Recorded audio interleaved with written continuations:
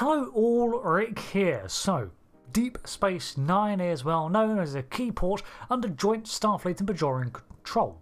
Originally named Tarak Nor, the former Cardassian station was reclaimed by Bajor before being given over to Starfleet administration and, as such, received a new moniker.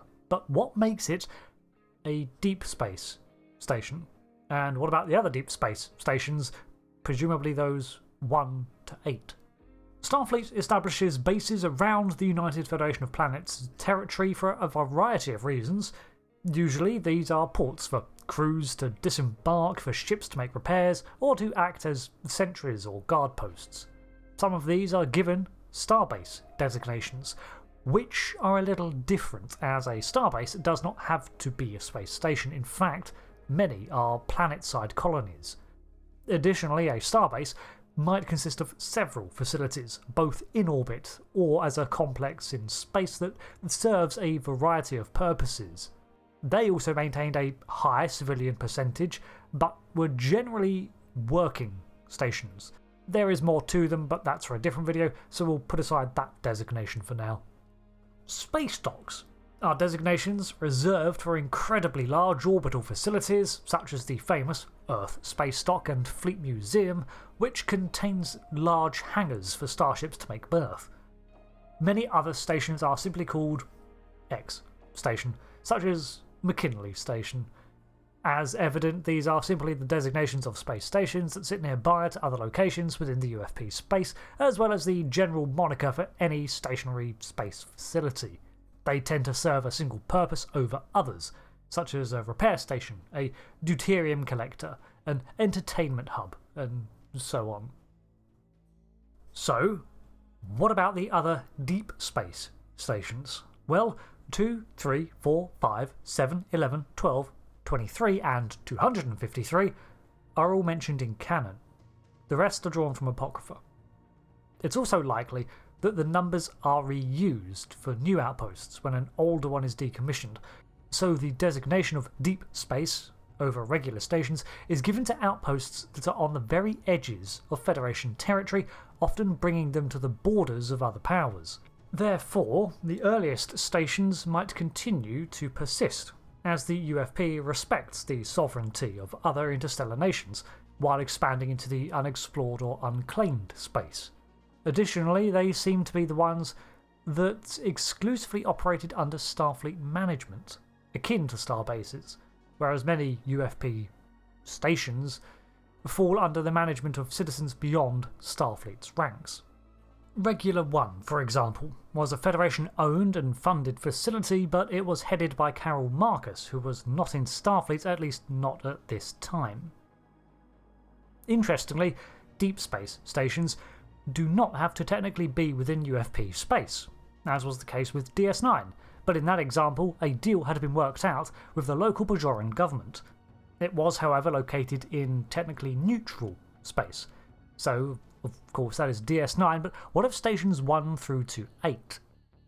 Deep Space 1 was created along the Romulan border after the Earth-Romulan War by Starfleet to keep an eye on their early enemies. It became involved in the Tomed incident in 2311 and was destroyed, although apocryphal accounts conflict with this. Deep Space 2 was close to Cestus and Galantaire, which places it close to the Klingon border adjacent to Gorn territory. This appears to be one of the older stations, as the name would suggest, existing since the mid-23rd century. It also appears to share the designation of Starbase, and became a site to wine, dine and host potential trade members to the Federation. Deep Space 3 lasted until the 32nd century, and, much like Deep Space 2, seems to be a trade and entertainment destination for Starfleet personnel and other visitors.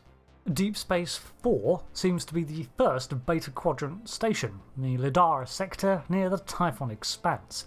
Tuvok served here for a time, and the Bozeman was sent here for its temporal debrief after it was recovered from its loop, but the station itself was decommissioned in 2400. 5 is actually seen and a relatively small outpost when compared to others on this list. DS5 was a regular Type 1 Starfleet station and sat near the Ivor colony, near the Romulan border. There was still a station here centuries later, despite the Borg annihilating the Ivor settlement prior to Star Trek First Contact. The starbase saw most of its civilian population evacuated and its sensor systems revitalised to be top of the line considering its location to Borg activity. Aside from its vigil, it provided Starship development plans from its engineering labs. DS6 was stationed near to the neutral zone too. However, in 2363, construction was halted when an explosion ruined most of the progress and claimed the lives of some of the engineering team. The Tal Shiar were suspected but never proven. DS7 was also near the Romulan neutral zone and built after the destruction of DS6. Perhaps due to the Tal Shiar incident, Starfleet intelligence used DS7 as a base of operations in the area.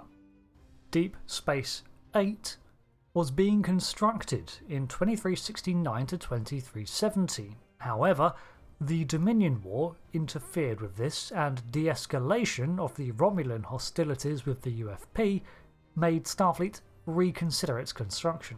Instead, DS8 lies in limbo. I've never heard of DS9, so moving on.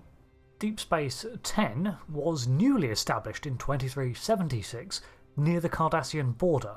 Now, its primary role was the protection of traffic to and from Cardassian space with the fading hostility of the Cardassian Union. Deep Space 11 existed.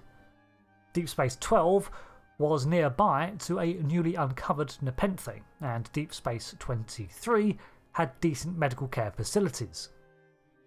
As for the higher numbers like DS-253, they were only mentioned in the late 32nd century, so Starfleet has had generations to expand. Now, in addition to these numbered deep space stations, there were an array of others, such as the K-series deep space stations like K7. Most of these stations were designated as such because they were of the K-series of outposts, created in the early to mid-23rd century. Many of these are no longer functional, and eventually either get decommissioned or handed over to non-Starfleet parties to do with as they wish. Not all were of this model, however. Deep Space Station K13 was of a similar style, but clearly not a K-series station. There were other kinds of deep space stations too, also with lettered names or other designations which were created to fulfill specific purposes, such as Deep Space Repair Beta 6. Again, it's the far-flung nature of these stations that earns them the DS designation, but unlike the main numbered stations, they operate on a more narrow field of function. KR3, for example, was a weapons depot near the Romulan border in 2311. The M series of deep space stations seem to share scientific operations as their focus. The main deep space stations are more general in application and offer more than one function, usually because of their remote nature necessitating that they wear more than one hat. To use DS9 as an example, well, it was both a commerce hub, guard post, and resupply point. The fact that deep space stations are established at the fringes of explored space, or at the termination of UFP territory, does mean that you end up with some deep space stations, funnily enough, being located well within UFP borders as time goes by. As we see from history, Starfleet is generally loath to disassemble or even rename DS stations, even when that term technically no longer applies. However, if a station is destroyed or something, then the title of Deep Space X might be freed up to be reassigned elsewhere. This sort of shuffling is great at hiding inconsistencies that might arise, in a similar way to Starship registers. To surmise, the designation of deep space is reserved for stations far away from core Federation territory in comparatively deep space.